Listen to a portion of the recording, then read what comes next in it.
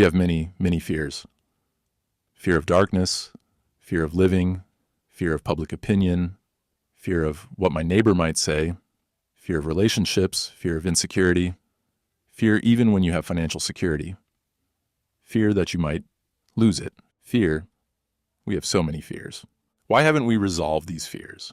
You have resolved the problem of conflict, that is, to continue conflict, and you have applied your brain to prepare for it.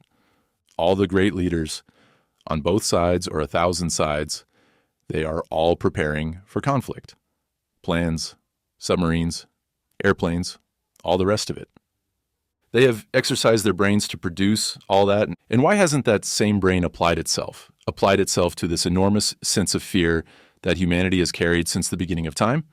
Why? Which means, why have you and the speaker not gone into this question seriously, as you do go very seriously when you're hungry, when you are ambitious, when you want more money? You work at it. Why have we not gone into this question of fear? Psychologists and therapists have explained the causes of it in different ways.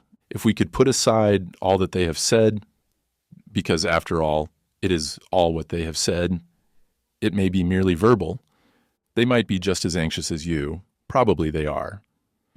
I have met several of them. I know they are anxious like you about something or other. And why have we not resolved this question? And is it possible to end fear? We are going to go into that. Apply not only your feelings, your emotions, and your brain to work at this. Not escape from it, not try to rationalize it, but to see why we are incapable or have allowed ourselves to become incapable. What is fear? You know, when there is fear, its nature, how it pulses, how your physical organism shrinks, how your brain becomes foggy, almost paralyzed. Don't you know all this? Am I describing something unusual? It is a fact. It affects your sleep. It impacts your daily life. It creates suspicion, worry, distress, and you cling to something and hope that it won't change and that it won't bring fear. Either we deal with the root of fear or we trim the branches of fear, right? Right, sir? Which do you want to do? Trim the branches of fear? Please, one is asking this seriously. Don't neglect what the speaker is asking. Do you want to deal with the branches of fear? There are 1,000 fears. Like a lovely tree, a tree which is the most beautiful thing, one of the most beautiful things on earth. It has got many branches, many leaves. Likewise, fear, which is so limiting, it has also got many branches, many leaves, many expressions. Do you want to deal with that, the expressions, the surface, the outside, or do we go together into the root of it? Personally, the speaker doesn't want to trim the branches, which is so futile. So let's together find out what is the cause of fear. We know all the expressions of fear. So if we can find the root of it, the expressions can wither away. So what is the cause or causation of fear? If one asks you that question, what is the cause? Would you answer it? The cause? Or do you expect someone to explain the cause of it? The explanation is not the fact, right? You may paint a marvelous picture of the mountain hung in all the museums of the world, but that picture is not the mountain. The word fear is not fear, right? But the word fear may evoke fear. So we are not dealing with the description, with the word, but with the depth and the strength of fear. And we are trying to find out together, not I explain, you accept, but together find out for ourselves so that it is you who discover it. Therefore, it is your truth, not somebody else's truth. You can't live with someone else's truth. You can only live with truth. So what is the cause of it? The cause of it, I will go into it. Is it thought? Is it time? Is it thought? Let's look at it. I am living. One is living now. And thought says, I might lose my job. I have my money in the bank, but the bank may fail. I am all right with my partner, but they may turn to somebody else tomorrow.